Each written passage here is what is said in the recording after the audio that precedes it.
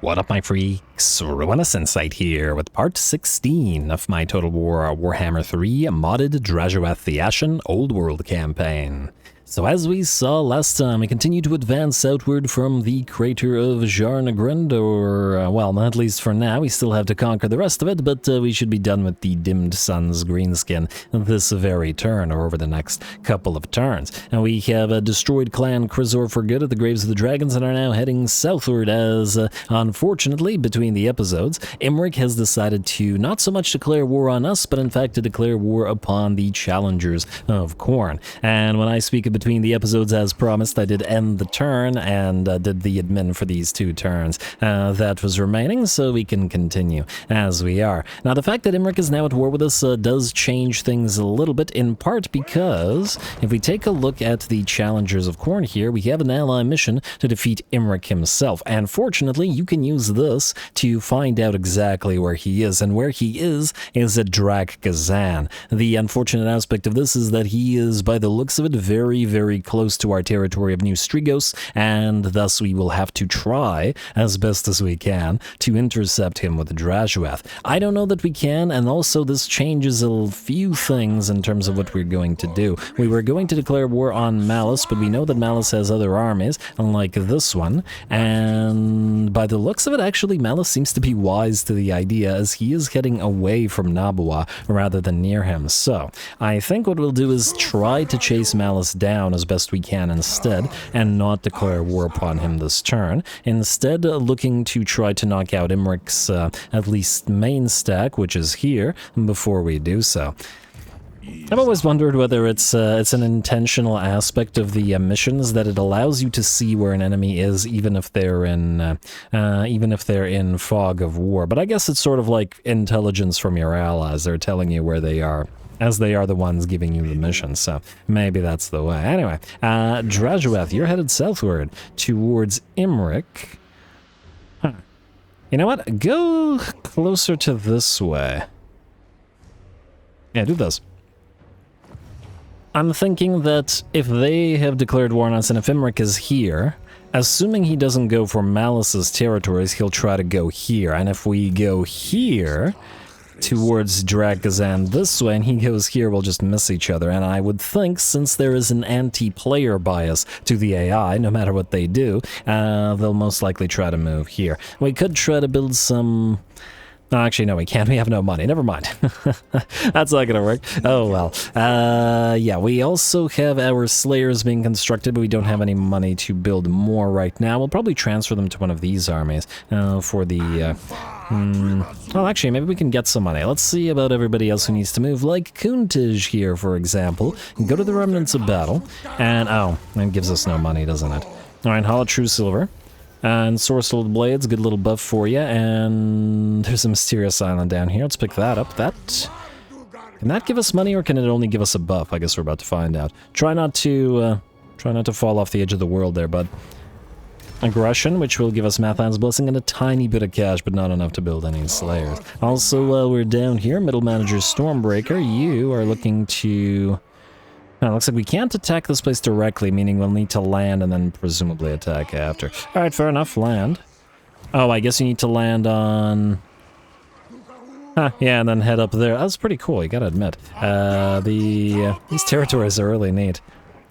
And, ooh, we see another one which also has the Hellforged Drill. Assuming that all 3 of them do, that means it's a 15% upkeep reduction for Dreadquake mortars, which is really nice, as, well, we certainly need it.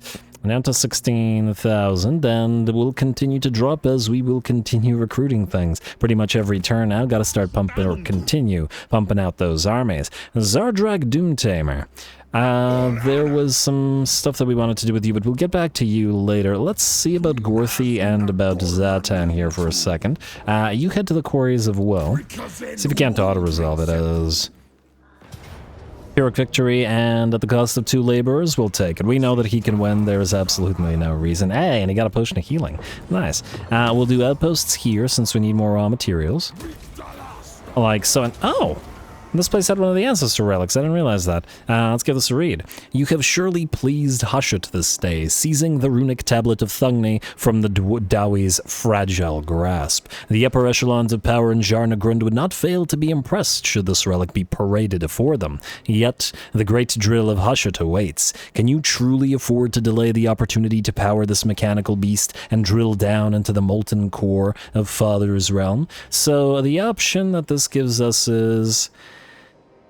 It's solid, but it's not as good as some of the others we have. One of them gives us control faction-wide, and then the other one gives us, I believe, a construction cost reduction, and while this is wonderful, I would rather have the stuff that helps us with the administration a little bit more, and thus we're going to grab the runic tablet for ourselves. Or let's say 5% for all units in army is pretty solid as well. Huh. And warp flame attacks, that's kind of interesting.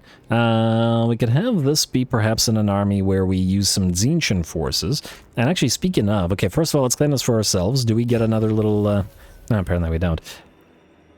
Oh, yes we do, never mind. Relics hold great power. Yet such strength will not wake in the hands of the Chaos Dwarves. And so the demon smiths must corrupt the artifacts, turning them into weapons worthy of Zarnagrund. Such potent magic takes a hideous toll on those who wield its might. The halls of Zarnagrund are lined with the frozen forms of past sorcerers, their statues standing in mute testament to the curse of petrification, the blight of all Chaos Dwarf sorcerers.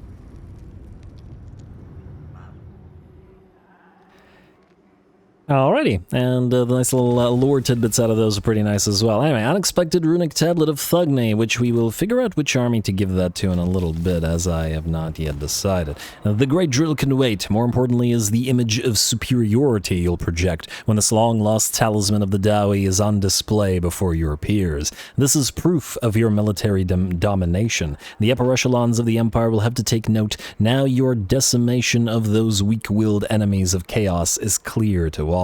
Moreover, our demon smiths will surely find a way to put this tablet to good use. Alrighty, well done, Gorthy. And we have... minus 66 on Thoric Ironbrow. It's kind of ironic, considering Thoric is the biggest traditionalist.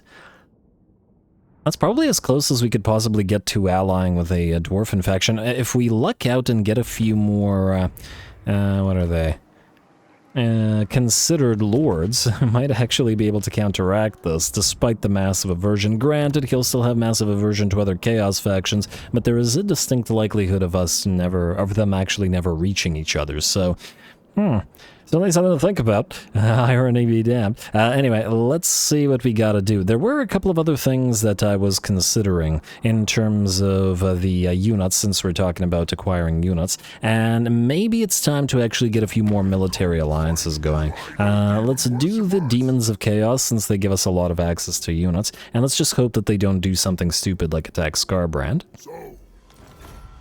And the thing is, we just get more allegiance from them and can build the higher level of the outpost, and I think we're at a point where we can definitely make some good use of that stuff. So, yeah, I wanna intersperse a few other chaotic units through our ranks. Otherwise, is there anybody else? There is the potential of the Challengers of actually, no, they don't want to. I assume they won't declare war now. Okay, how much does this cost? 5.4, huh, whoa. 5387, it costs exactly as much as we have? That's curious. I've never seen that happen before. That can't be a coincidence, I think it's just, he's willing to do that for the amount. Huh, I didn't know that it was dynamic like that. Interesting. Well, anyway, that's new. It's not relevant to us right now because there was another thing I wanted to do. I wanted to make sure that you, sir, cancel these two and then get started on two Dreadquake trains for Zatan. We got to get our first trains up and running. Let us go instead then to the manufactory or the Hellforge. And and get... I guess we need 1, 2, 3, 4 because it's 2 per train, right? Unless I'm mistaken. And where are we here? Yes, so we need 1 Dreadquake Mortar Skullcracker and then 1 Dreadquake Mortar Iron Demon in this army. And that's pretty much all of our cash. It'll take 2 turns, and then that'll be 4 Dreadquake Mortars for Zatan. It's a lot, but his is our machinery army, and it does make sense, because we need something to protect all the artillery pieces that he has. They will otherwise be pretty darn vulnerable. Now, we were building other things here. Okay, wait. If we go into an global recruitment, we can probably still recruit one of the archers here. There we go. That way we have 4 archers and 4 cutthroats. So we've been using sneaky gets a lot for all of our armies, so I'd rather do a little bit more of the cutthroat-centric type of army here. Almost tempted to get another Hobgob Bolt Thrower, but we'll see. We'll see how the army performs and how much the Gob Bolt Throwers actually do for us, and then we'll figure that out. Zardrak Doomtamer, then you are staying where you are, buddy. And Libetosh the Grey. Ah, yes, while taking a look at the heroes and lords between the episodes and checking out their traits, there was another type of Khan whose trait we hadn't yet seen. This one, Perceptiva Khan. Campaign movement range plus 10 and range plus 10% for the entire army, which is exactly what we want for the all-range cavalry army, plus a couple of melee units as well. I think it'll be pretty fun. We'll enjoy it, I'm sure. And same goes for all the other armies that are on the way, guys. They're on the way. I'm trying, rest assured. Now, I fear that Mr. Vrogny here is bugged, because he had healed up to nearly half HP, and he's back down to 1. There's something wrong with this character, and I don't know exactly what it is. Maybe if we take him off the map... Minus 1499. That won't actually kill him, will it? It shouldn't. Maybe we shouldn't risk it. Wait, do we have a free lord that could replace him for the turn in case that happens? We have a needful sorcerer prophet.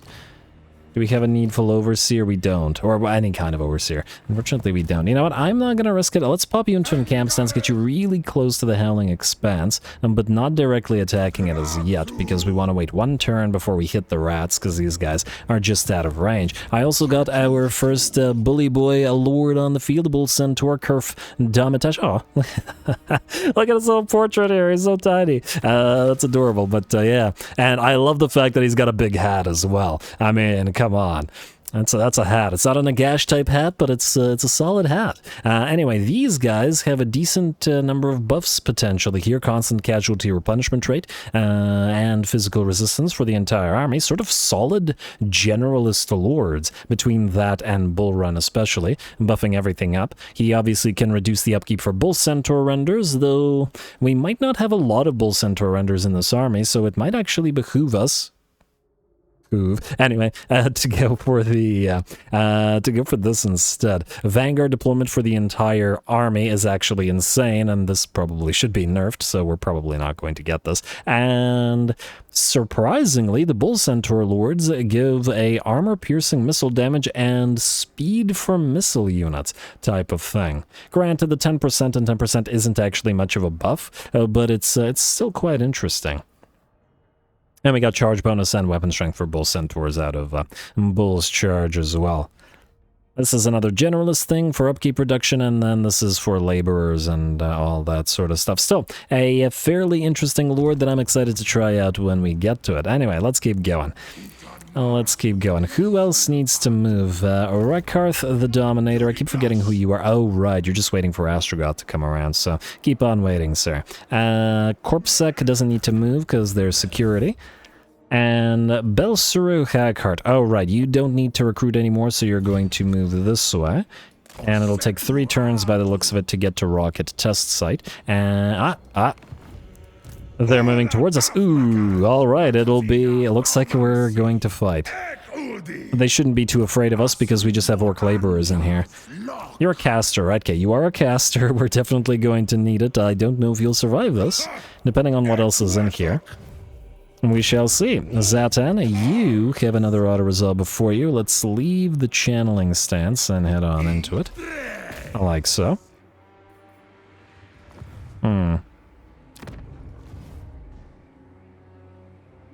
And really? Really? Wait, does this have a garrison building? It does not have a garrison building.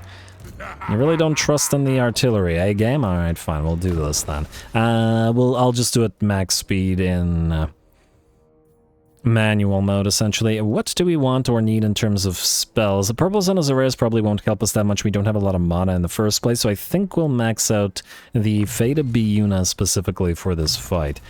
We can drop it potentially on, if they have a Bone Clubber tribe, yes they do. We'll drop it on the Bone Clubber tribe, or any Savage Orc Boar Boy Biggins. Give you that, and away we go. Alright, yeah, I'm gonna do this manually, because obviously it's a silly fight that the game is not letting us auto-resolve. I think the game also doesn't recognize the army-bound abilities have, so the summoning of Kadai in the enemy's faces, all of that, which we do have access to. The game is pretending that we don't. And it really shouldn't. Now, the enemy will approach us. We do have... Okay, we do have this little location. I think that's where we'll set up our artillery pieces. And then do our best to guard... Oh, right. We also have Vanguard deployment. It's kind of an interesting option. We could deploy all the artillery on this side of the map instead of up on the hill, or allow the enemy to very, very slowly make their way up the hill. I think both are pretty good options. Let's make use of the hill, I think. I mean, the auto-resolve was saying this is very much in the enemy's favor, so let's not risk it too much by being too cocky. Fell into that trap once before when we, with that quest battle early in the game, or early in the campaign with Drazhoath. Anyway, you guys go right here, and hill cannon, and we'll need for the magma cannon to be out front because it can't really fire over stuff. Alright, you guys are all good. You can't quite reach the enemy, but they'll have to start moving towards it anyway, so that hasn't changed. Start battle. Yes, am I forgetting anything? I hope not, because we're starting. You two are going to go here to protect these guys from a flanking maneuver. You guys are going to go forward, and I'd like you to pop Fata Biuna with the... mostly for the damage, not so much for the effect, though it is a nice effect. I want you to pop it on the Boar Boy Biggins. Not that one, that one. Alright, Zatan, just hover around. You don't need to do anything as yet. And you certainly don't need to get hit by arrows. We'll wait for the enemies to approach us. And we could probably combine it with Spirit Leech to try to destroy this unit as fast as possible. And it's not like we have other damaging spells really available to us at the current time. Alright, you're casting. You can move while casting. And hello, we got those hell cannons firing, meaning they can start activating their boom ability and make the enemies suffer. Spirit Leech on... Okay. Spirit Leech on these guys as well, and then back away while they take damage. Alright, we do also have the ability to summon units, so we gotta pay attention to that. Okay. Do the dance, please dodge that. I'll speed it up in a bit, guys. Just give it a minute. You can attack these guys. You can attack these guys. You can attack these guys. You can attack... attack the melee units. We can deal with the range relatively easily. And I'm gonna put these guys all in guard stance as well. Alright, let's see how Fata Biuna plus the Spirit Leech does on these guys. And not anything crazy damage-wise, but, well, it's not really what the... it's not like we weren't expecting that to be happening. Alright, they are still traveling towards us. There is a Savage Orc Biggin unit there. Oh, I did not tell you to attack this. Go attack that. Alright, and we're waiting to summon our Kadai, but what we don't have to wait for is honeyed words. The Lamasus are just so sweet. Alright, there we go, and oh, I don't want you guys to attack the same units. Okay, you guys can be group 2. You will have to intercept the enemy boar boys, maybe together with the Zatan as well.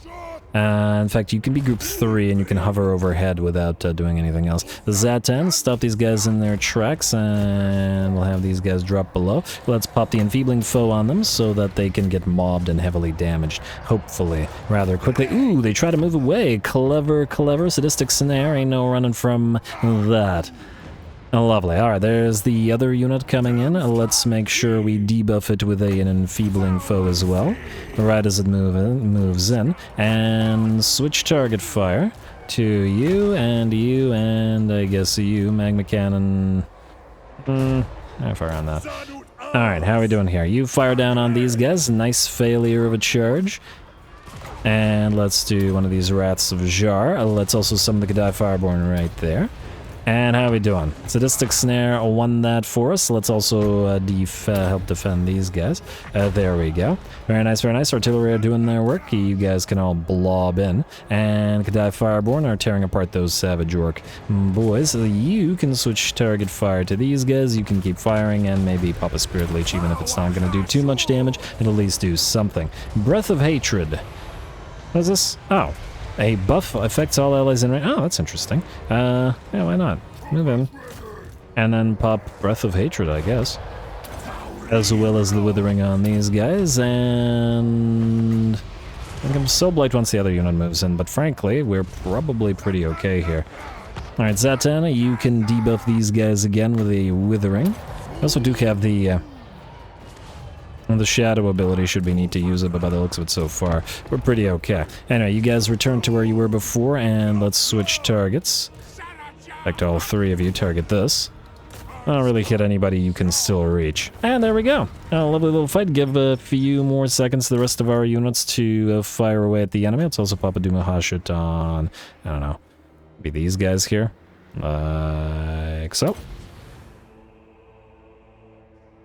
Not bad. And Wrath of Jarla, I don't like... it's hard to aim those when you're leading them and it's in max speed as opposed to regular speed. Anyway, good enough.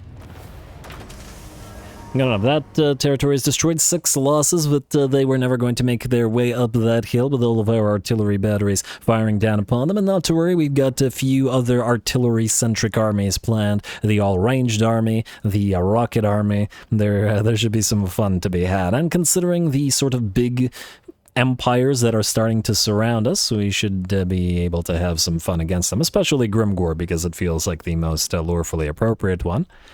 But probably several others as well.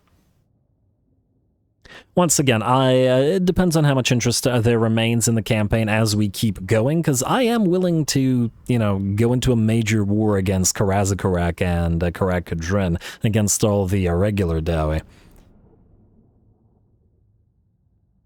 Far away as we are, we should actually be able to speed up our distance towards them as soon as we basically clear out Jarnagrund. All of our essentially 3 sides of borders will be secured, and then it'll be a matter of moving towards the World's Edge Mountains. We still have the Mountains of Morn to our east to work on, but then we can head west afterwards. Anyway, decisive victory, good. We will occupy the place as a outpost. Lovely. Dimmed Sunz destroyed. Yashkadrak is ours. Let's go immediately for those Masterful Architects, get rid of the Hobgob Bivouacs, and... I guess we could start the basic levels of... Oh, can't really afford them, can we? Alright, let's just wait the turn. Alright, you two are good. You've got a little bit of cash on you, and let's see what else we have available to us here. Right, got the Dominator we already checked. Corpsec doesn't need to move, and I believe that's it, other than Norgrug, who does not need to move either. Alright, I believe we've used up all of our resources. You know what we could do? Which I haven't done in a while. If we go to Manufactory, we can take a look at the war machines. We haven't really buffed them. There is potential for some stuff in here. So, Hellbound, hit points greater than 25%. I'm inclined to actually buff their melee capabilities. Both the Iron Demons and the Skullcrackers will really benefit from this. Well, the hexes aren't too bad, but rather than buffing just straight up the range... Ooh, Black Powder Aplenty is quite nice, though. We could do 1-on-1. I mean, it feels like Hellbound has to be had, because perfect vigor, physical resistance, and magical attacks all at once, it's too good to pass up. I am very tempted by immunity to contact effects by Blazing Body, which is also another physical resistance massive increase, rather than the ammunition. Frankly, I do wish that the sort of ranged artillery and the melee-capable artillery were split into different parts, but I get why they aren't. Unless the Dreadquake's trains were split into both of them. Because some of the stuff is really only useful to the, well, really useful to melee units, and some is useful to the actual long-range artillery. But anyway. Anyway, we'll get Hellbound, and then we'll go for... extra reload. Ooh. So, if you get extra reload, then you can get black powder aplenty, but we'll have 5, meaning we'll only be able to then get either blazing body or immunity to contact effects, both of which are quite nice. I'm gonna say we'll start with black powder aplenty, and then we'll see. We can always retool it after as needed. Right? Right. Alright. And I just really favor immunity to contact effects because there are a lot of really nasty stacking contact effects in SFO, generally speaking. Anyway, that drops our armaments a little bit, but not to worry. As the turn ends, we should get more armaments due to having upgraded some more factories. Anyway, building upgrades, Lord's not moved, Hero's not moved, I believe we've moved. Let's see what Imric does.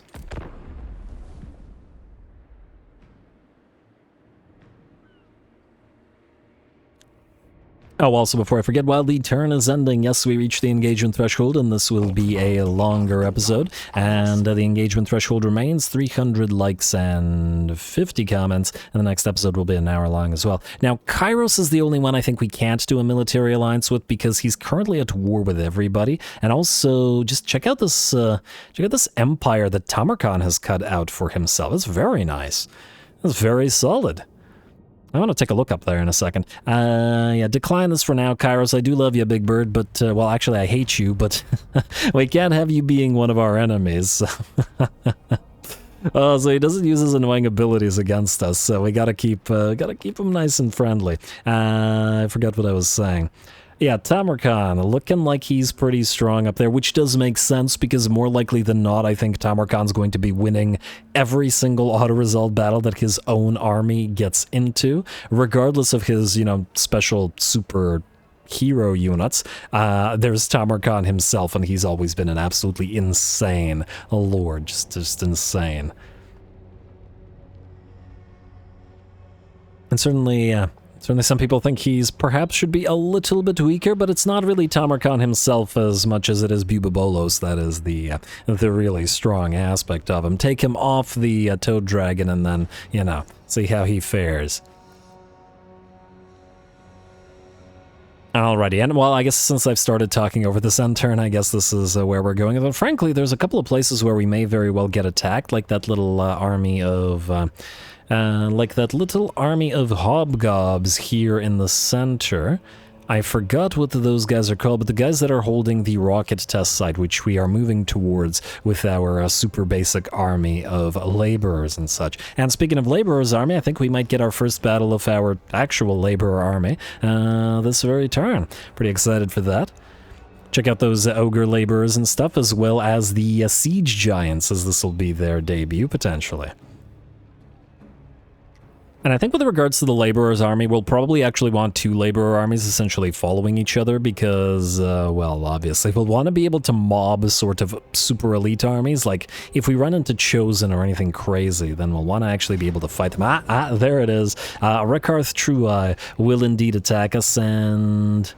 I mean, he's got a ton of hobgobs, which is better than our ton of laborers, but we do have a little bit of range, and we do have this. Blood and Fireborn, Duma Hashut, Dreadquake Battery, Armor of Contempt, and Wrath of Shar, all available to us, by and large, to try and focus down those hobgob archers before they can kill all of our units. Let's see if we can manage. Go.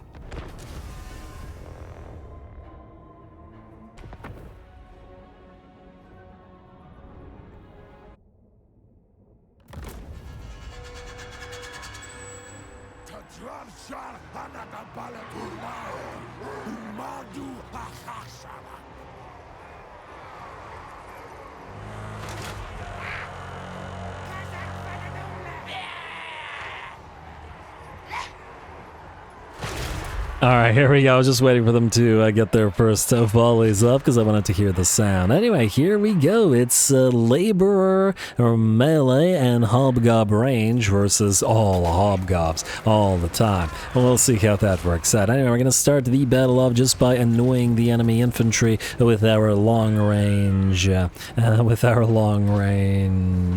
bolt throwers. Of course, they're not going to do too much to the enemies because they don't kill enough units with every shot. If they had that ability to penetrate deeper into enemy lines, they might do a little bit better, but, well, it's not what we're expecting from them, and that's just fine. They are a little better at doing something like this. We are going to have a single one of our units of bolt throwers target the enemy sorcerer prophet, as we have certainly felt a little bit of that ourselves in the past.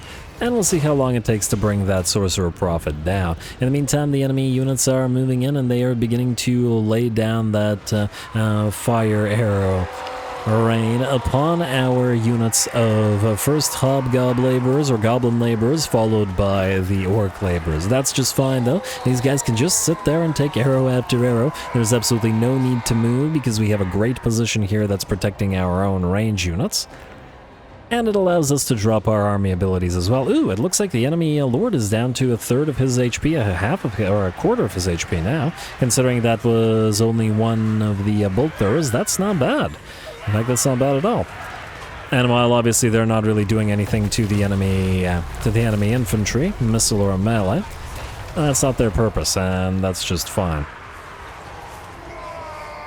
And frankly, if they make the army come to us, that'll be decent as well. And I do wonder how they fare in artillery shootouts. If they're good against single entities, they might be able to destroy enemy single artillery pieces fairly decently well as well. I guess it depends on whether they try to auto-target the enemy crews. Anyway, here come the enemy melee. The enemy's range is somewhat separated, and we managed to drop the Kadai Fireborn summon in the back line. Also time to move forward and get a little bit of a laborer versus hobgob melee action.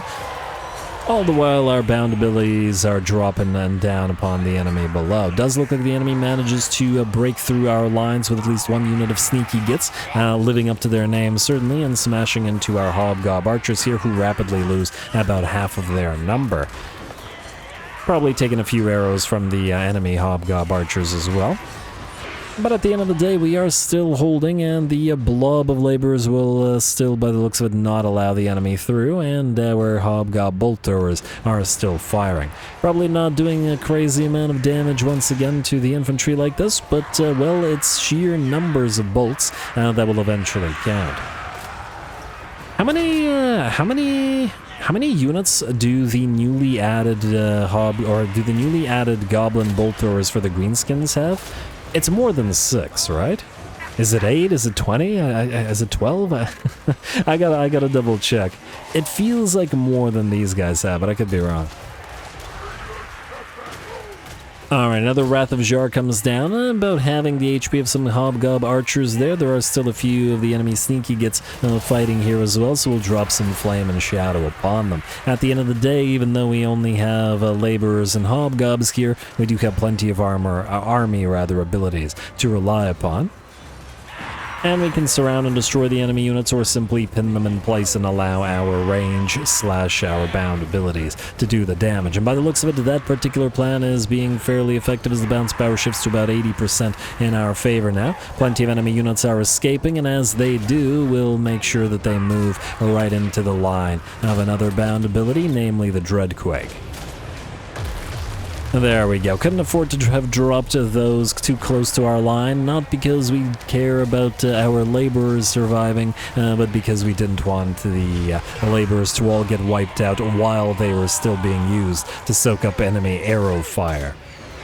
And by the looks of it, a couple of enemy units will rally, but not very much at all. Over on the right flank, oh, this was kind of interesting. We sent in the 2 units of orc laborers to fight 2 units of hobgoblin archers, and surprisingly, the orc laborers seem to be weaker in melee than hobgob archers are, which, on the face of it, stats-wise, I really wouldn't have expected so. But apparently they are. Go figure. We could see 21 kills on the orc laborers and 65 on the hobgob archers, and these guys were isolated out here, and they were moving forward, and we sent the orc laborers through the trees. Granted, maybe with sufficient buffs, the orc laborers would be sufficient to deal with this, but that's just how weak the laborer units are. You don't, even the orcs that have armor-piercing damage and have more melee attack, we can't expect them to actually do really anything. If they can't kill an archer unit in melee, and a goblin archer unit in melee at that. If it was an orc archer unit, sure. If it was a dwarf archer unit, doubly sure. The crossbow unit, doubly sure, because those guys are decent in melee, down from decent to downright good in melee. Shades, they'd rip the orcs apart like nobody business, but really, hobgobs, I'm just a little bit shocked that they lost there. Still, this isn't our labor army. We don't have buffs on these guys. They're just base stats, so we'll see to what heights we can take our laborers with our laborer stack, and actually, hopefully, this episode. Anyway, chase as best we can off screen.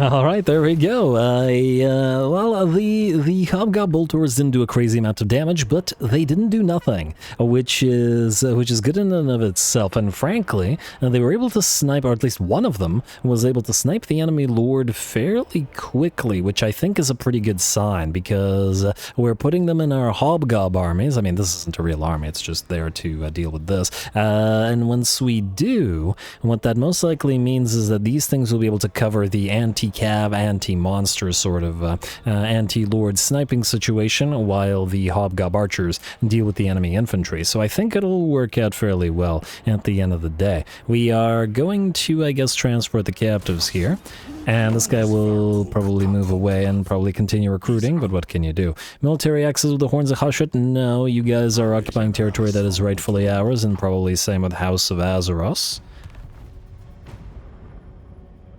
All must serve Drazhoath.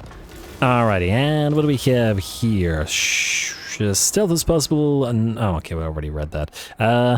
Tiny little army here. I wonder if we can auto-resolve this. This is probably not worth fighting.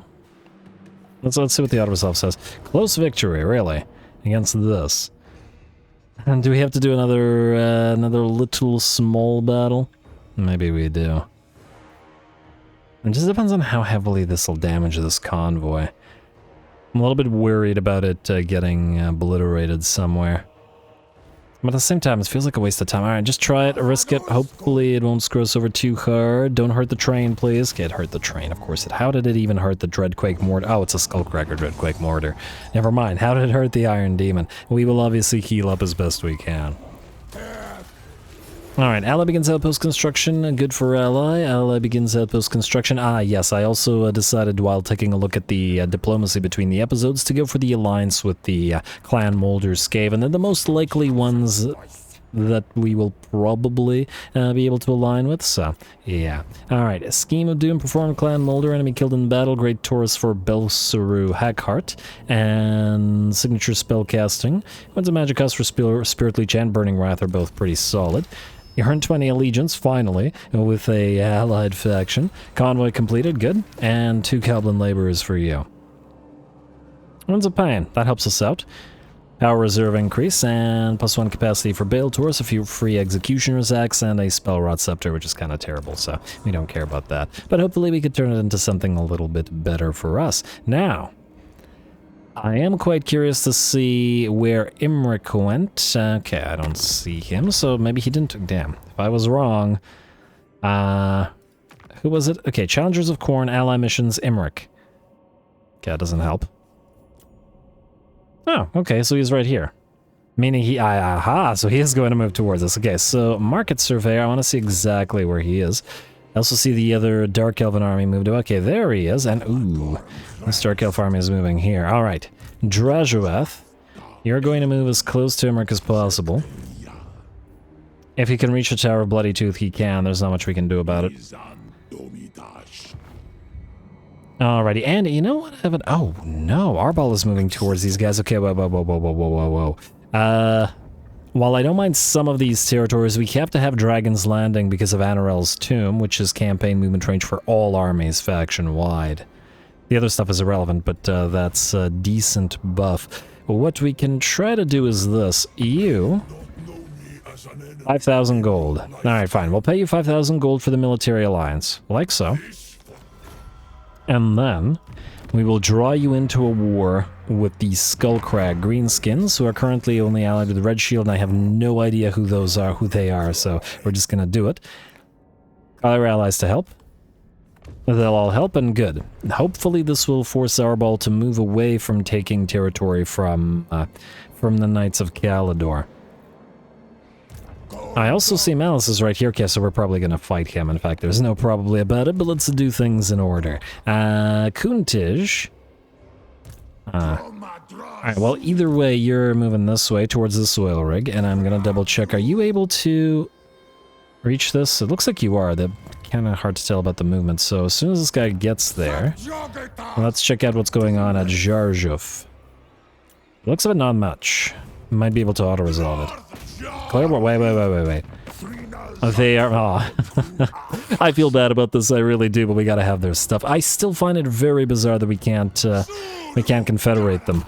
I guess it would have been too OP if we auto-confederated all Chaos Dwarfen factions on the map as soon as we got the Conclave, like all the minor Chaos Dwarfen factions, but nonetheless. Anyway, I'm still on the fence about keeping the Lichbone Pennant in this army, but we'll hold on to it for now. I'll resolve this, and occupy it obviously as factory. And there we are. And did we keep the... Of course we did not keep the Petroleum. Which I assume that we can build as a separate building? Yes, okay. Meaning we need to get rid of the Hobgob Bivouacs. And probably rush it to get the Petroleum up and running as fast as possible. Next up, we'll go to Recruit Lord, and Little Karula was the guy that we were going to get on in here. Level 12, which is also not so bad. I wonder if we can underway stance over, or whether we have... Oh, wow, they have... well, that's concerning. I didn't think they'd have this many armies here. I'm going to hope that they don't immediately start sailing out here, because that's going to be a problem. Kuntij, you may have to give chase to them as best you can. And you... Wondering whether we can trade stuff to you right now. Let me just see what level 12 gives you. Okay, so it does give you this. Dark Blessings to the Faithless, which is what we wanted. Weapon Strength for all Hobgobs. Let's go through this immediately. And you do start with Vanguard Deployment, which is why we wanted to swap you out. Then we can go Great Shamanic Con, which gives us upkeep reduction for Hobgobs, armor-piercing weapon damage during ambushes, which isn't useful to us really, but anyway. Cutthroat Con is fine, but we can ignore it for now. Instead, we'll go for Fervent Fodder for the melee defense. And we have firing drills in the other army, but I fear we need to spend points on getting some spellcasting capability. Granted, we do have the base version of Sneaky Stabbing and Vindictive Glare. And there's also the Hobgoblin Tribes buff. Huh, wait. Oh, interesting. So these guys have a secondary buff for these guys instead of Crushing Charge. Oh, okay. Well, I guess it makes sense that the Hobgobs can't buff Bull Centaur Renders. Bull Centaur Renders probably really wouldn't want to be in their army anyway. Alright, fair enough. We'll go for Hobgoblin Tribes, and we will see whether you can jump towards this guy next turn. I'm hopeful. I want to see just what kind of heights we can take the all-named Hobgob army to, or this particular all-named Hobgob army to. Though I am tempted to replace the two, these two, or sort of promote the Direbog, Diregobs, and the Hogwargs to the more elite version. I forgot what they were called. Oh, no, actually, no, but these guys are anti-large, and those guys are anti-infantry, so it wouldn't quite work. I'd rather keep the anti-large here. Anyway, I'm back to this. I guess it's time... Wait, first of all... Okay, you're healing now. I don't know what's up with that guy. Well, what was up with that guy? What I want to see is this. You, Lord Farquaad, need to see if there's a full stack here at Slave Lord's camp. Which, by the looks of it, there is not. Then we'll move Luke Daz, who cannot reach the place, to right here. Get ready for the attack. And you will... I guess it depends on if there's stuff there or not. Alright, you're gonna go here, and you're going to sit there. Vrogny. Maybe you can reinforce Kerf. I feel like we'll use Kerf to lead this army. Let's get you a Bull's Charge, I guess, and Blessing of Fortitude. Because, once again, I don't want a crazy amount of Bull Centaur Renders in this army, just sort of maybe 3 or 4. Gifts of the Favored. Huh, leadership when attacking +8. That's actually not bad for... funnily enough, that's actually better, isn't it? than Harsh Master, which only gives +6. So this gives +8 when attacking for everybody. Granted, in some rare occasions we'll be defending, but still something to think about. Anyway, we'll go for Blessings of Fortitude rather than Pacts of the Changed, even though it does reduce the Bull Centaur under upkeep. The other stuff is unnecessary. Although the immunity to psychology is quite nice, depending on whatever else we put in this army. But physical resistance and casualty or punishment rate, we'll go for it. And then obviously you can go for Crushing Charge to buff up the relatively limited numbers of Bull Centaurs in your army, and then we'll do that. We will, however, use Vrogny to reinforce, even if this guy is the one to lead the army. Like so. Because we gotta have one of these lords. Oh, maybe we could keep 3 Bull Centaur Renders, because then there'll be a personal guard for each one of these guys, unless we get another bully in here. And actually, speaking of, little Skinna, little Snappa. Okay, we can't recruit them here. Wait, I just need to... Violent. Okay, you know what? We've been waiting for bullies for ages, and it looks like we need to either mill or just give Astrogoth some other type. So let's do some violent ones as well, then. Crazy cost or not. Astrogoth, you're still moving here. You need to get your new stuff. Probably lose that Great Taurus while you're at it. It's unnecessary. And, ooh, yes, okay, we'll probably get the Gabo... Oh, they have blunderbusses. And a lot of other hobgob things. Can laborers even win this? I don't know. What kind of caster are you? Lore of Hushud, eh? Not a lot of mana, though. Probably still gonna do it, just because we can. Oh, we could probably move Norgrug for the one battle in to help out. Let's do that. Let's get you Bulgor. And just because he's here and this this army is waiting for another Hobgob con. Okay, so we'll do that in a second. I'm starting to get confused because there's a lot of stuff to do. Nabo will fight Malus. You know what? Let's fight Malus right now. Or do I get an order, damn it? Or it's an easier way to get confused. Actually, no, Vrogny is in order first. Alright, fine. Vrogny and Kerf. Let's level these guys up and let's move on in. You have Stalwart Defender, you have Frenzy. We are going to Foe Seeker next, so let's go Foe. Melee attack +3. And you could probably do the same. You know what I should have done instead? I should have given you Headdress of Jar for the missile resistance, but it's too late now. And then you... we'll need to get Reforged, because we'll need to actually be able to heal these guys. Actually, if anybody can answer me this, why do Bull Centaur Taurucs have Living Metal Flesh, which gives them battle healing cap, when they cannot heal? As far as I can tell. There's nothing that gives them... They don't acquire the same sort of trait that these guys do out of the manufactory, which I've always found a silly aspect of this game, as heroes generally get outbuffed by the same unit type. But oh well. Anyway, you're gonna go in. Clan Gouger, eh? And there is an army there. Oh, good for you, army. What we could do... Try out the Slayers at the same time. In march stance, mind you, but they can't reach this guy. Oh, actually, what we can do is move you in and camp right here, like so. And then rather than recruiting this turn, transfer the Slayers to you. Perfect. Oh, that worked out. That worked out unexpectedly well. Alright, and now, combining Slayers with these guys might be decent, but it's... These buffs aren't as great for them. They're only percentage-wise, and I still... yeah, the Slayers have to be led by a proper lord. By an overseer. Anyway, Horns of Hushud. Let's chat. Join war against Clan Gouger. 'Tis time. But that's all we'll do, because we're going to declare war on the Horns of Hushud as well. Accept. And just out of curiosity, Clan Gouger, your leader is Obside the Blade. Was that the guy that was waiting here? Was that their main stack, perhaps? Looks to be. Alright. In we go then. Pyrrhic victory. We will see about that. They have the menace below, but otherwise, between the Zealot Berserkers and the Bull Centaurs, it seems pretty good. Go.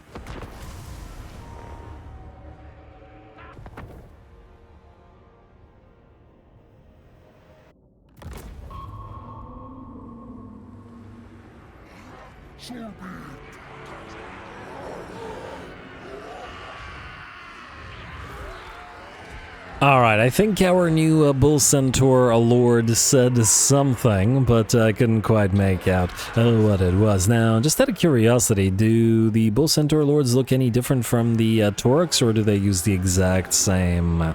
do they use the exact same sort of gear? Well, he does have a bigger hat, but I'm not entirely sure that's not just randomness, as in whether the other Taurox can get the big hat as well. I mean, it's a pretty solid hat as well. It's all about hat fashion, people. But anyway, we'll see how these guys do. Each one does have a unit of personal Taurox to lead forth, but we're also going to wait for the rest of our army to arrive on the field. After all, we have, what, 2/3 of a stack, and the enemy has a full stack and a half or something along those lines, so they outnumber us pretty darn heavily here. We will have to thus work for the victory, but hopefully we can give a chance for both the Centaur or Bull Centaur as well as the newly acquired Zealots to shine. Well, this is our version of the Chaos Dwarf Slayers here. Huh, that's weird. You can... Huh. Are they empty-headed? Because you can see the ground through their skull, which is odd because you have their head back here. Huh? Maybe the... No. Huh, I wonder why it's like that. Well, either way, it's only from certain angles, but we'll see how these guys do. I do like their axes, even if these guys aren't particularly loreful. Anyway, as long as they're fun units, and I do enjoy Slayers, so I'm willing to bet that they will be pretty darn fun. I mean, we're going to speed this up as we head towards the enemy army, and since we are heavily outnumbered, we are going to take advantage of our abilities here, namely, try to get those Plague Claw catapults off field. So the Kadai Fireborn will get summoned right on top of the first unit of Plague Claws. Don't want them firing into our fragile Slayers. I mean, obviously we could have charged them with our Bull Centaur Taurox, but it would have been a whole hassle, so may as well just make use of this ability to drop one, and then we'll deal with the other one in whatever means we can, by sending the Bull Centaur Taurox that way, while the much slower infantry bring up the rear. And we'll see how these units work together to determine whether we may want to perhaps keep them together forever, in the sense of keeping them in this army. Although I do want a more Slayer-centric sort of force, but this could be a sort of different version of that. One where they don't get the heavy armor that we would be looking to give them. Anyway, rather slow, or at least rather slow until they charge the Bull Centaur Taurox and make their way forward and into the enemy's Skaven. And there we go, Clan Rats shielded and with spears or not, hardly matter. We're going to drop a Gehenna's Golden Hounds Overcast with the doubling up of it on top of those enemy artillery pieces. And by the looks of it, the Golden Hounds do start clearing those individual models fairly well. Alright, just gotta make sure that they don't fire into our Slayers, because I really want to see them in combat. In the meantime, it's the Bull Centaur Renders and the Taurox show. And somewhere in here, I'm sure, is the Lord as well, but it's kind of hard to find him. Probably in the center. Which would be right here. Ah, that's him. There we go. Ooh, big old swing with that axe. Looks like the splash damage is certainly there, and that is certainly a big boy compared to the tiny little Skaven. I'd say it's a scary sight, but there are fewer scarier sights in the game than a Hell Pit Abomination, and that's a Skaven specialty. Anyway, here come the Slayers charging forth, axes held high, all of them fighting the rats with only the top of their head peeking up above the water. And there we go, we could cross the water like that though and head into the fight against the enemy here. And if nothing else, these zealots are going to be put into a heck of a dangerous position here, because they'll be fighting multiple units at once and getting surrounded as well. We're not going to touch down with our Demon Smiths. They're going to just support from up on high, casting the occasional spell, lobbing the occasional pistol shot, and doing what they can. Oh, this is the Slayers show. We're gonna help this particular unit of Slayers out a little bit. They've already taken about 20% in terms of HP losses, but they've also cut down 152 Skaven pretty darn rapidly.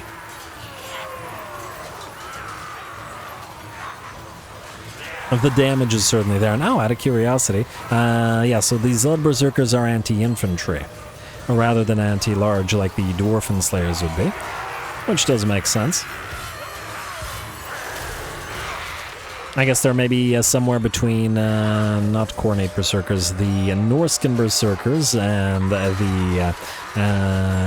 the Slayers of the regular Dwarfen variety.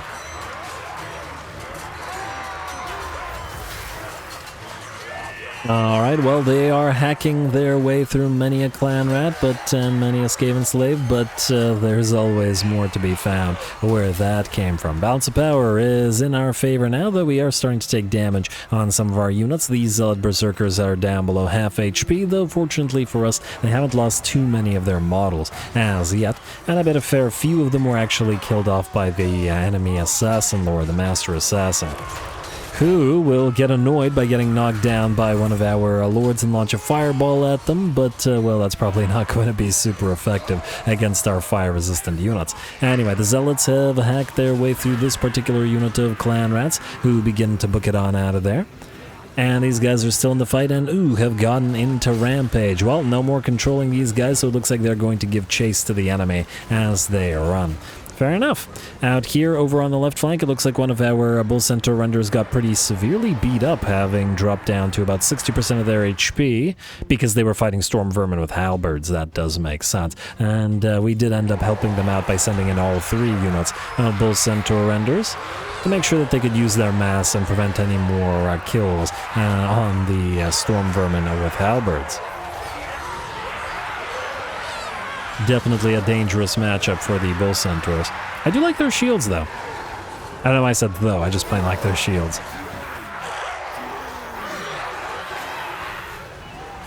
Alright, tactically there isn't much else to say this particular battle, just waiting for our Zealot Berserkers and our other units, our Bull Centaurs, to do the work. A little bit more axe action, and it looks like this battle will be ours.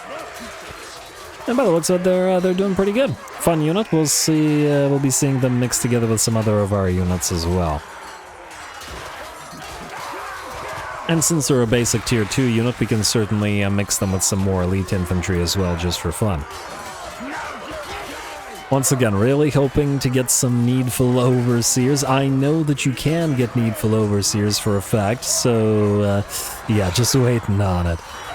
We keep getting pretty much every other kind of Overseer. We have like 1 billion of the Consider types, tons and tons of Bellicose types, and then those bilious and Adust ones we keep just ignoring. Anyway, by the looks of it, with that, the Clan Rats will book it on out of there, and the battle will be ours. Very, very nice. 441 on these Zealot Berserkers. Absolutely solid, and tons of damage as well. I think they will make a fine addition to our Chaos Dwarfen roster.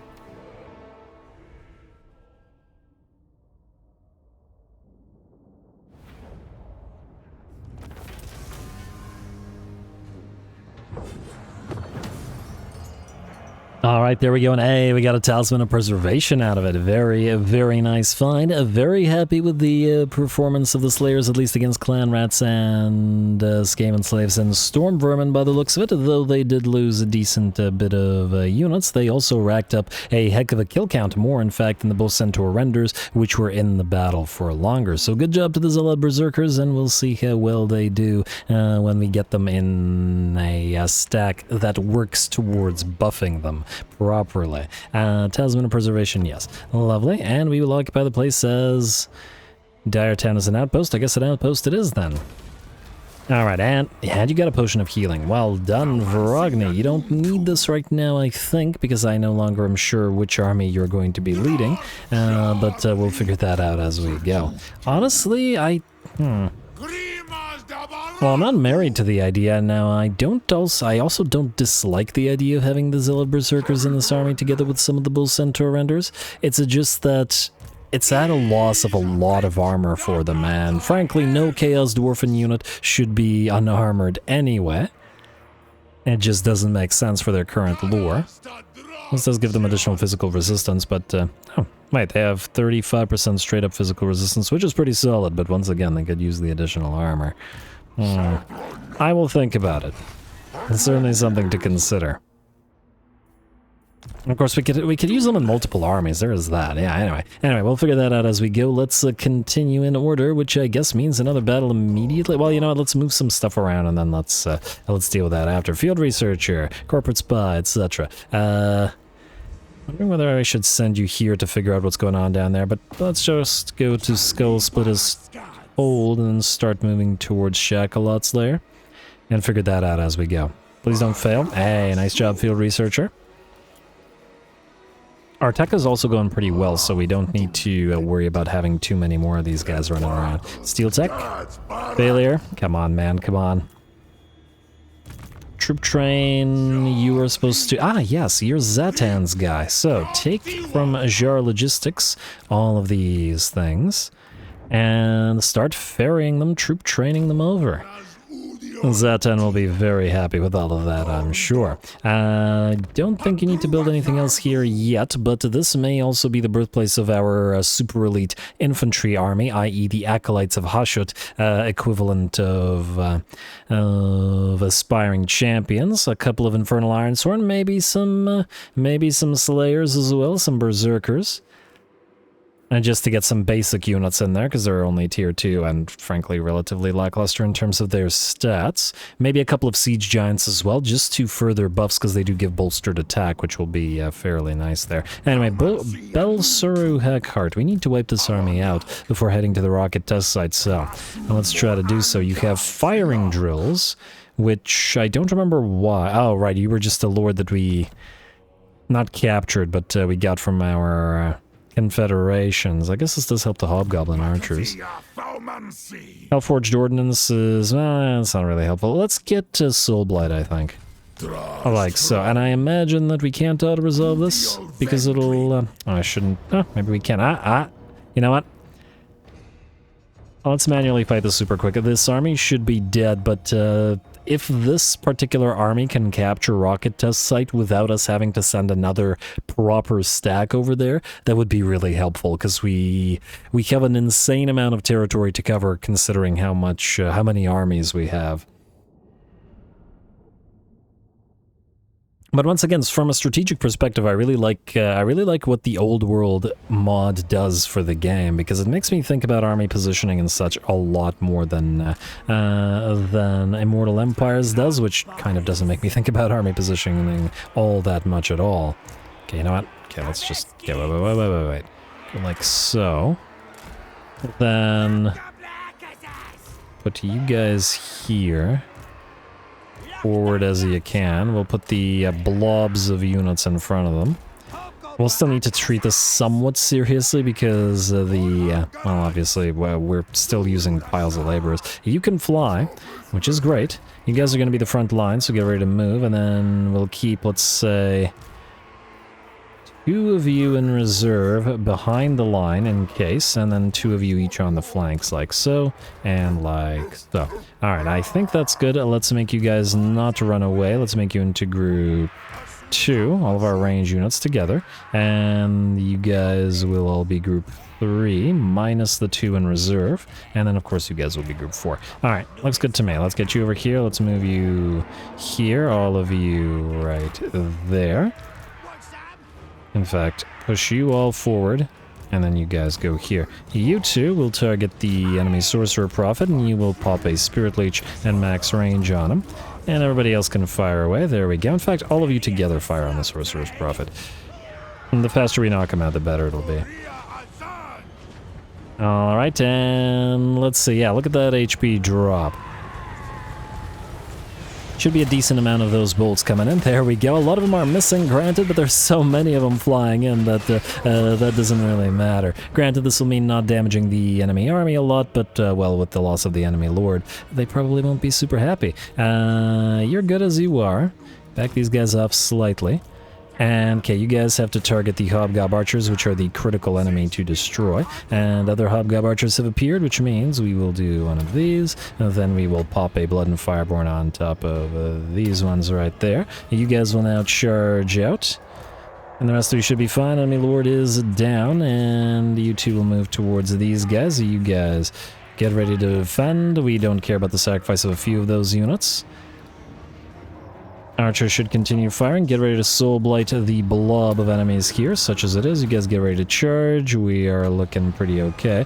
I'm not sure where to Dreadquake. You know what? Don't charge this. Drop a Dreadquake on top of them. Once the Hobgob Archers are out, you guys can switch fire. You guys are going to charge into the back of the units here. This is where the bigger portion of the battle is, so we will do that. There's the Dreadquake coming in. Now that it's up, melee units can move in. You guys are pretty much destroyed. Beautiful. And you guys will now retarget. Range units are targeting just fine. Time for the reserves to move in. Fireborn are good. We do have a Doom of Hashut available. Let's pop it right here on the units that are running. Get a... Well, the leadership doesn't help, but the additional fear might work out well for us. So jump on in. Nice Doom of Hashut. Destroy those units. You guys hit the back of that unit, and we're done. Alright, swell. Suavely. Fire on this. Back away. Oh, you fire on this. Kill those sneaky gits, and I don't think we need anybody else. Let's have you fire on that, and you fire on that. We'll let them chase. In theory, this army should be destroyed, but I also don't want to risk it just in case it isn't. Alright, you can go after these guys. Let's drop a few of these little spells on the runners as well. Oh man, I don't remember what the casting time is. Like so. Oh, it's 3 seconds? Still worked out reasonably well. Alright, let's do that. And I should slow this down rather than doing this, but whatever. That was pretty good. Alrighty, and we're nearly done for. You guys can move forward. Oh, we got another Dreadquake available. Let's drop it right there. Beautiful, and those units should be, if not destroyed, very, very heavily damaged. Just 100% making sure that this army does not survive. Plus, this is apparently, or should be in theory, bonus labor, possibly. There we go. And good. Alright, just a tiny little fight, no major losses, about 10% of our army, and the auto resolve would have destroyed a few units, so we'll take it. Hopefully we can use the post-battle to heal, and then still have enough fight worthiness to take the rocket test site without having to send another army in.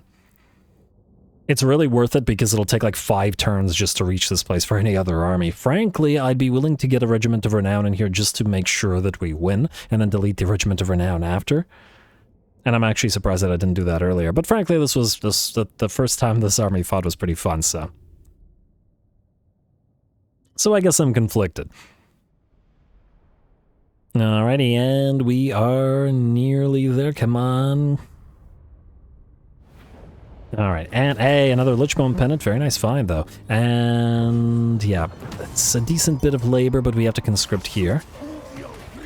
Alright, army is destroyed. We won't be able to reach rocket test site in 1 turn, meaning... Ooh, but I'm not sure that we can risk... Or maybe we can. Alright, I'm going to hope that we can. Go right here, and then hopefully... okay, they are going to re-recruit some stuff. I'm no longer sure that we'll be able to reach them.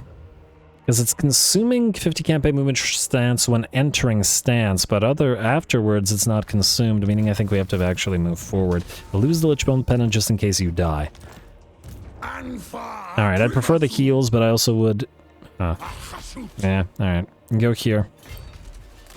This guarantees it. Now, their defenders are basically non-existent, but this faction got screwed by the fact that you can't build towers here, which I still think is a kind of an odd design decision. Let's get Flash Bomb for you to help debuff enemies. And, assuming that you can't recruit any elites, which you can't because this is all you can recruit, we should be able to get Rocket Test Site. Beautiful. Really didn't want to go down here. Also, Vrogny, while you're here, let's see if there's anybody... Huh. Look at that. No other... It's not happening to any other lord. It's only him. It's only 1 HP. It's so weird. That's disappointing, because Vrogny is one of our older lords, and Bellicose is a pretty solid trait. But it looks like he's broken. What can you do? At least the auto resolve... Wait. Will the auto-resolve kill him? I can't tell. Maybe it will, maybe it won't. I thought I saw that it would, but now it's not looking like it will. Oh, game. There's no real reason to fight this. The army is pretty lackluster. Almost tempted to take away his items in case he dies, because he's not immortal. Not like it's a major loss. You know what? Let's do this. Sorry, Ragni. And then if we do this... No, he won't die. It keeps him at 1 HP, but it doesn't kill him. I don't know what the heck is going on. Occupy his factory. Hopefully it's not one of the mods that's doing this. But even if it is, I wouldn't, well... A single lord's loss is probably not a major thing. You know what? Lose the Great Taurus, I want to see what happens.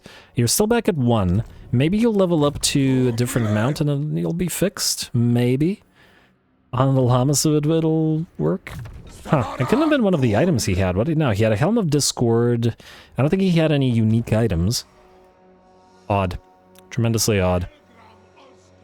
Well, either way. Yeah, so you're good now. That means you can probably either move towards Goldtooth or out here. We were supposed to... Oh.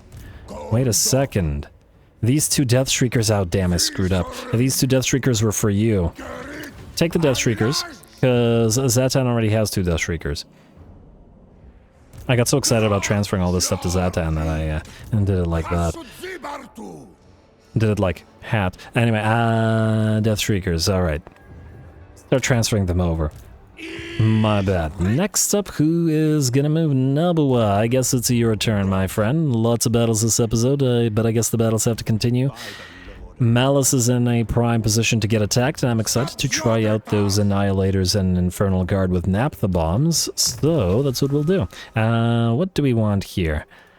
We do have a decent amount of artillery and range in general, so I think Flaming Sword of Ruin needs to be maxed out as fast as possible, because it's a very solid buff. All range units. Malus is currently at war only with Imric, and I guess we're going to be taking both of them on. Go.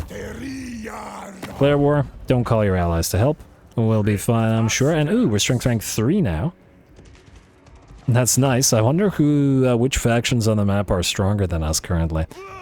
Oh, and we still have the Curse of Cannibalism up for 2 turns. Well, that's lovely. The not-so-lovely thing is that we won't be able to see most of those shades, but hopefully we'll be able to deal with it. Go.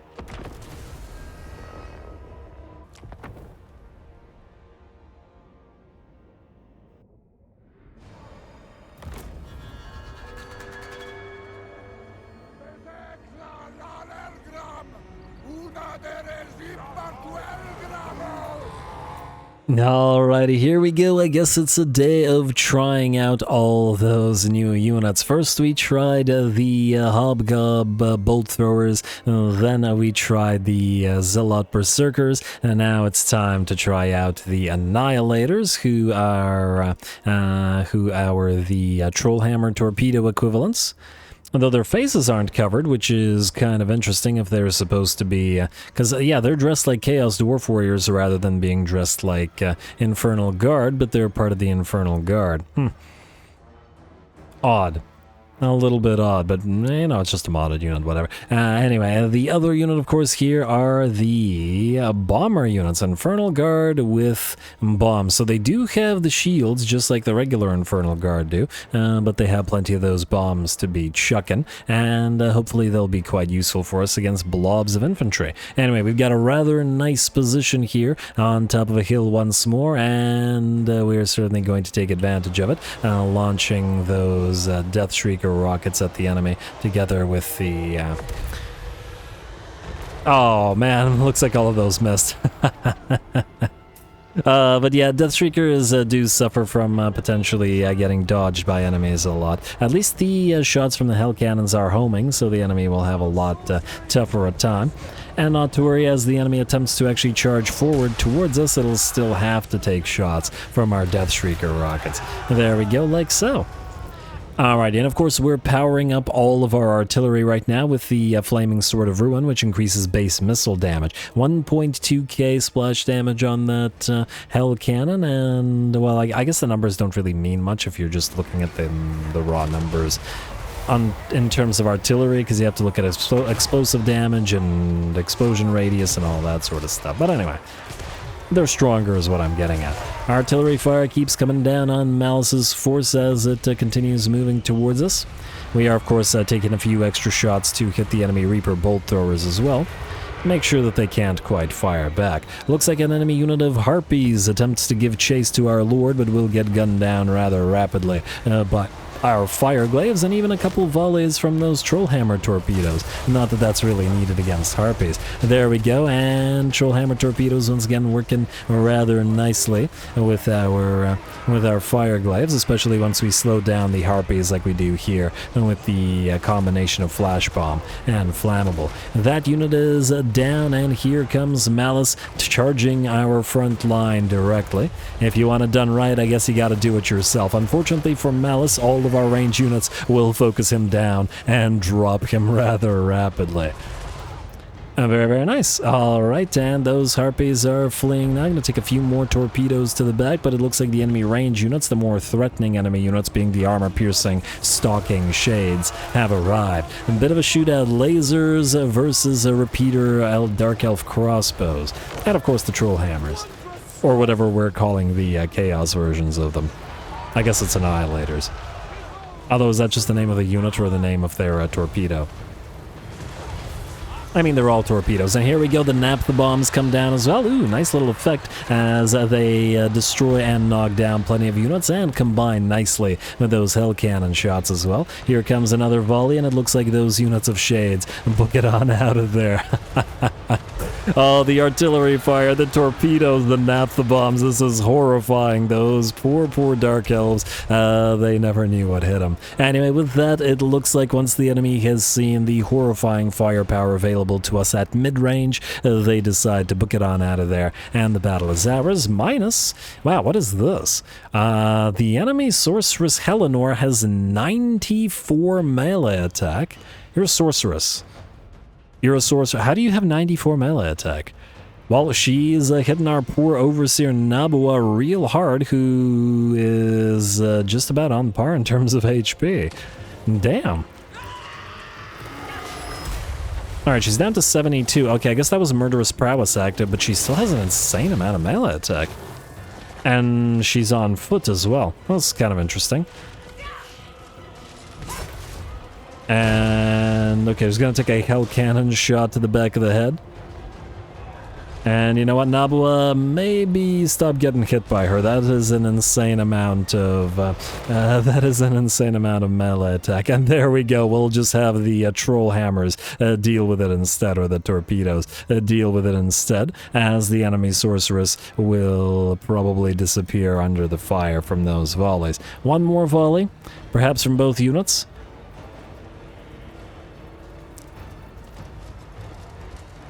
And do take a while to reload by the looks of it, and there we go. There's the second volley and the sorceress's doom. Lovely. Alright, and with that, the last of the enemy units is done for, and she was unbreakable as well, too. Huh, interesting. Interesting. Well, that was a fun little fight, despite the sort of a non-full stack that Malus had. I do feel bad for Malus, who I couldn't even tell whether he got a chance to transform or not, because he got sniped down by all of our range units in concert. Lovely to see, I guess.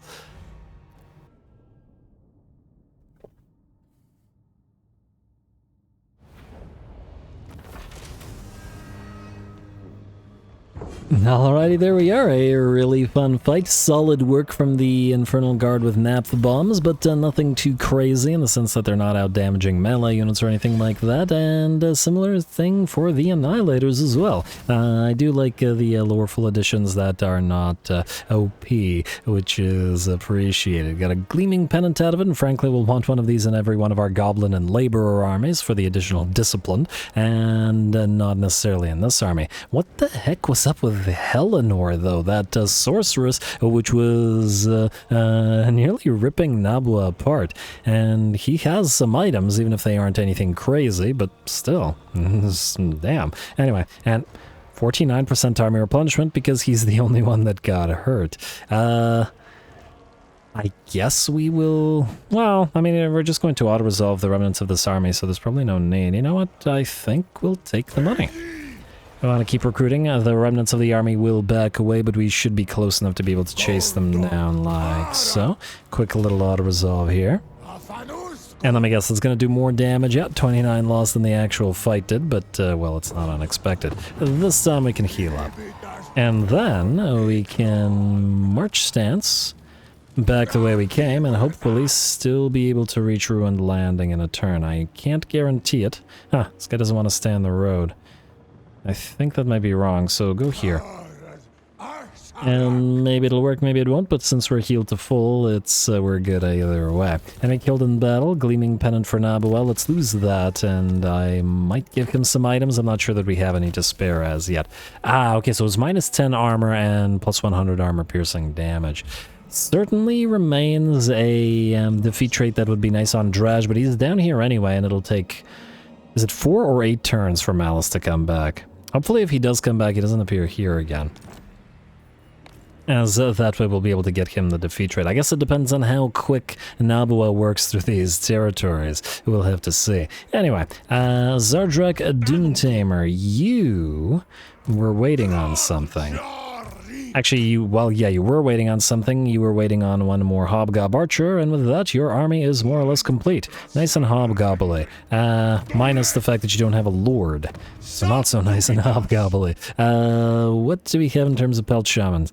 A little monster, which is not helpful to this, so you need to be replaced with a proper lord. Alright, well, you can go on the border here, because you'll be attacking the Slaves of Jar. I guess what we could, in theory, do is swap with the Libitage and have him at least rack up some XP while commanding that army, and then swap him right back after. I think that works. So let's do it. Alright, you guys with you. Like so. And Zardruk, you can then go back here and then await the transfer of troops to Libitage. I'm just gonna make sure we don't get attacked, but it looks like these guys might have lost their main stack fighting the House of whatever it was, so that works for us. On the Black Dwarf, there's a... they should have named him... I don't know, something very similar to Grumbrindle, but anyway. And then have them have a nice epic duel. Anyway, you, global and local recruitment alike, we are making the Cav army here.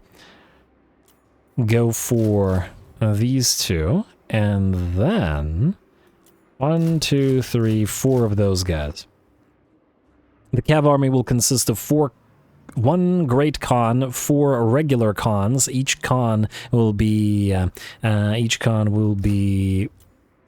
sort of guarded, let's say, with their own individual unit of Hobhound Ravagers, which are the nobles of the Morngul Khanate here, apparently, and then the rest of the entire army will be Hobgob Wolf Archers. It'll be a pretty neat army, I think. We'll see what kind of shenanigans we can get up to with it. Anyway, you guys are now good, yes? At least at the very least, I don't know what else we needed to do here. Let's also get that orchard up and running, which I've been meaning to do for ages, I feel. Just had the chance to delete the defensive structure there. Anyway, Reikarth the Dominator, you were going to potentially... probably fine. I was about to say you were going to recruit some stuff for Astrogoth, but frankly, he's okay as he is. I'm almost tempted to remove a few of those Bull Centaur renders just so that he doesn't go overboard. They can always put heroes and stuff in his army instead. Oh, actually, speaking of heroes, we need to double check those cons, the regular cons, Regu cons, since we do need them. And what do we have? A little Skinna. Enemy action success chance and attribute missile block, which is great, but not what we need in either one of these, right? You already have that? No, you have a little poison. Oh, but we don't need little Skinna here anyway, because none of the things here can benefit from it. Actually, speaking of you, if we attack Karkadon the Vicious, Dazminus the Cruelest will go to Zuffaron, but there's, I'd say, relatively unlikely that they'll be able to conquer it, because it is a tower. I think we'll be fine, meaning, Zatan, you can travel southward, and we can declare war on these guys as well, and then you can start moving over here, Gorthy. Frankly, we don't need most of those troops, so we will be swapping them out before sending these guys back. And who knows, maybe we can get enough friendly relations with Ironbrow's expedition to get some regular dwarf stuff. We got another Bellicose guy. Unfortunately, got another Bull Run guy, which I think might be the soon-to-be leader of a Another little monster. Soon to be... Oh, wait. Oh, yeah, okay, this guy's where he is. Soon to be leader of a Kadai army. Anyway, we would like to attack now, not with you, but with these guys. I wanna see those siege giants in action. So, as unfortunate as this is, Overlords of Jarduk, you've built up nicely and whatnot, but, well, we can't share the crater, or at least Drazhoath is unwilling to do so. This place has to be, okay, so raw materials, meaning outposts, which is good. We really need more outpost territories, so yeah. Declare war? Yes. Don't call allies to help, there's no need. Although I suppose if we did, we might get some, I might get some quests from them, why not? It's not like they're anywhere near here to actually take any of these territories. Valiant defeat, yes, that is certainly what we expected to see here. Go into regular stance, we'll get you in here, and we'll see if we can pull this off. And if they can't, because it's a laborer army, well then we'll just have to try a little harder. And get a second laborer army to help them out. Only way I can see it. Anyway, and especially since we're trying out all those new units in this episode, we might as well continue with the Siege Giants, who I'm excited to see as well, and get the Gleaming Pennant in the center of the line on you. Or maybe we should actually have the Bull Centaur. Well, the Bull Centaur Torque will probably be looking to assassinate enemy heroes. Well, then again, maybe he can help hold the line while the Hobgob Khan does it. Yeah, maybe we'll do that. Alright. Looks good to me. Oh, I almost accidentally pressed auto-resolve. Wow, okay, go.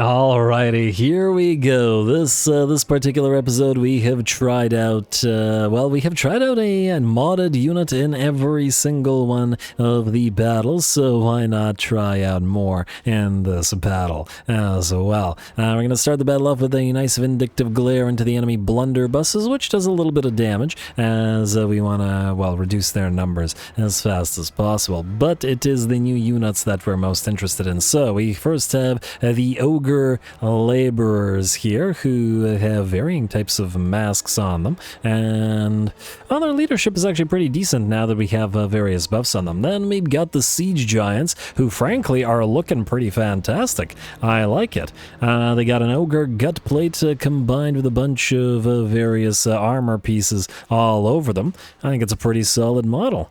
I like it a lot. Big thumbs up for the Siege Giants. Then we have the other unit that is new, the modded unit. Where are they here? The Noblar Laborers as well. Though it's not the little tiny spears that we want so much as the little tiny, I guess, slings that they can do damage with. I guess we'll see. Anyway, I'm pretty excited to see these Siege Giants in action. And they will, I'm sure, be absolutely critical to this particular army.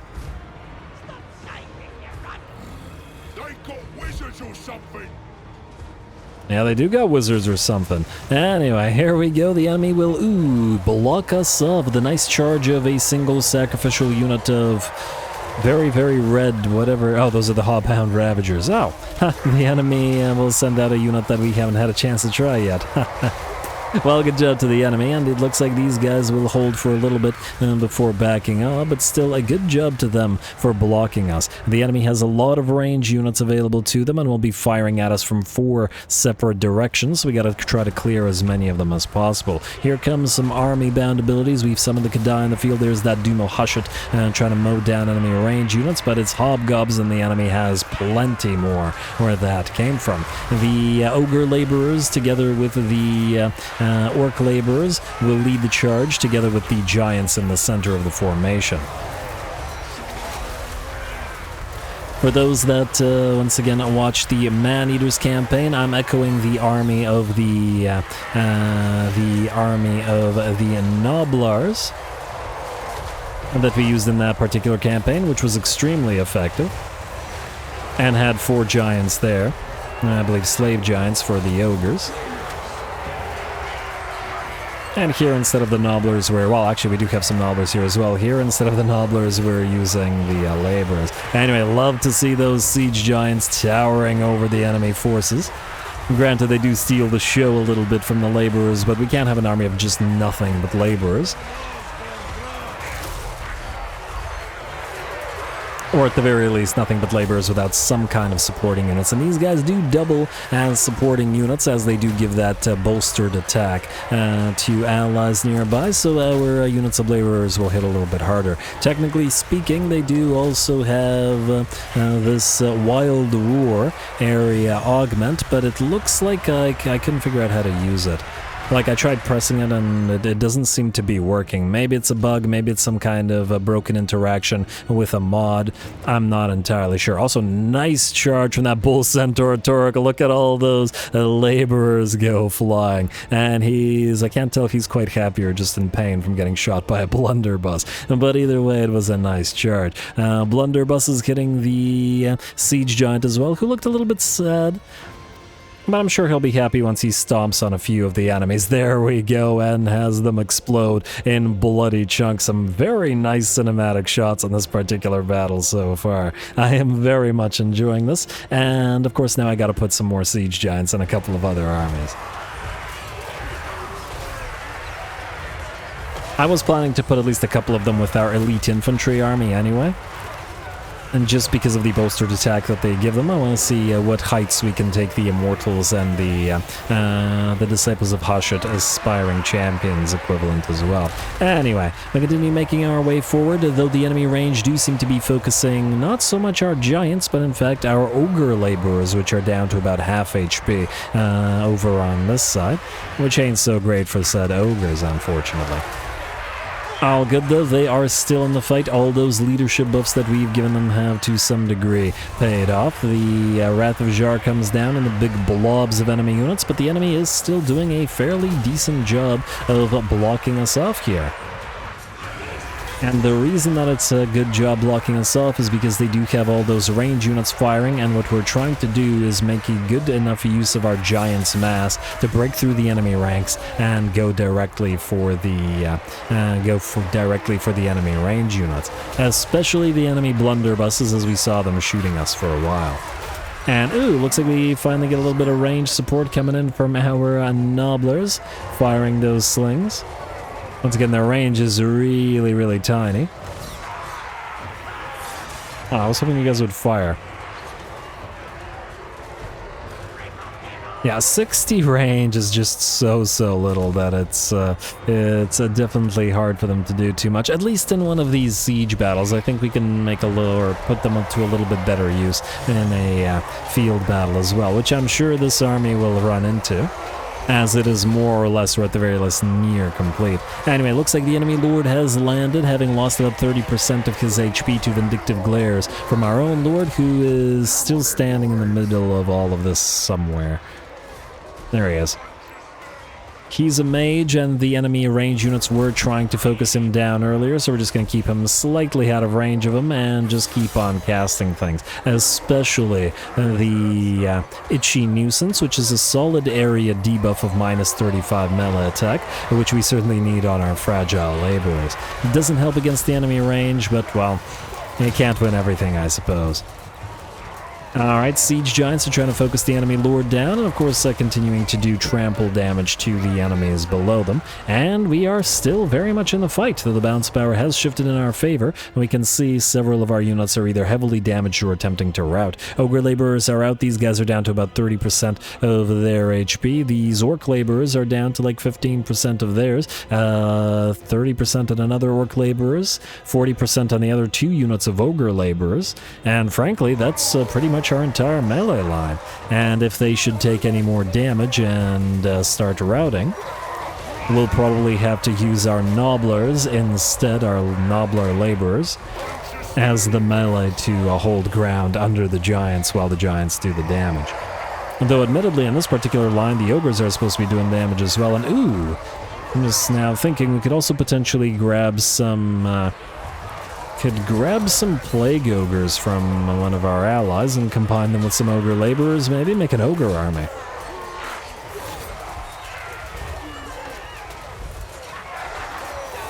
Certainly a possibility. And a couple of siege giants in that army would work nicely as well, both to bolster them and because ogres have slave giants in their own armies. And we can combine them with nobblers, huh? Well, actually, funnily enough, this army is already kind of close to being an ogre army in that manner, though admittedly there are still the orcs and stuff in here. But it is something to think about if we want to make use of some plague ogres. Anyway, the battle continues, and our siege giants are now taking a lot of arrow fire, but it looks like they're still relatively okay.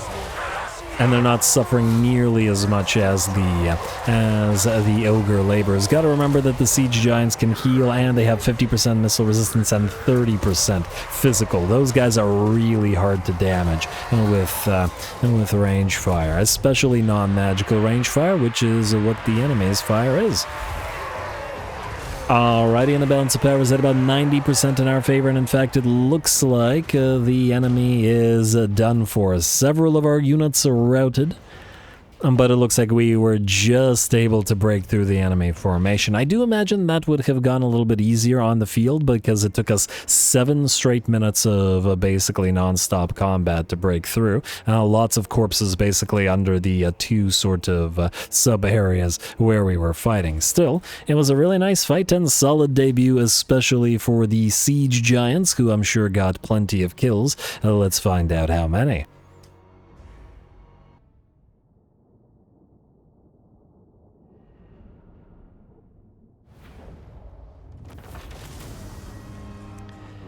Oath of Contempt, physical, whoa, hello, it's a relatively small range, but that's a really nice pickup. This is going on our super elite infantry army, the one that's going to have only a few units in it.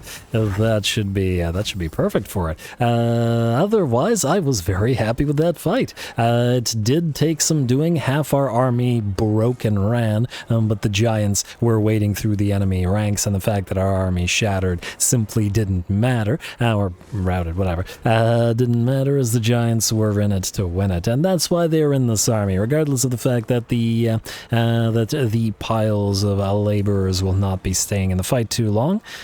The giants did fine. The nobler laborers didn't provide too much use in this particular battle, admittedly, but that's hardly surprising, as they were having a hard time actually getting those slings of theirs working, and, well, they're very short range as well, so, yeah. Yeah, otherwise, like, oh wow, 8. Nice damage on those orc laborers, I gotta say. Some of the ogre laborers did fairly decently as well, 14k, 13k, not to the degree of the siege giants, which are pretty cool, but still pretty solid. I unfortunately couldn't quite get the siege giants' ability to work. They're supposed to have that cruel roar thing, but it didn't seem to do anything. Like, I kept pressing the button and nothing happened, which is a bit unfortunate, as it looks like our giants will not have an ability then, which was another reason we wanted them in this army, because their ability should, in theory, reduce enemy weapon strength and stuff anywhere near the giants when you use it, but oh well, not a big deal. Hopefully the laborers will continue to overcome. We will occupy the place as as outpost. Factory? No, outpost. Alright, and don't keep that Oath of Contempt just in case you die, and I don't want to get rid of that, or I don't want to lose it, because it's a pretty darn nice thing. I just want to double check. I wanted to put another Hobgob Khan in here, because they give that Champion of Slaves ability. Rage isn't too bad either for you, but for leadership, I guess the question there is the 4 leadership worth more? Well, now we also get the +3 melee attack. It's not a lot for all infantry units, but it does apply to all of our laborers. I was just wondering whether we should actually keep this guy instead and allow that stalwart defender thing to help us out, but I'm not so sure. I think we probably will get more value out of another Khan instead.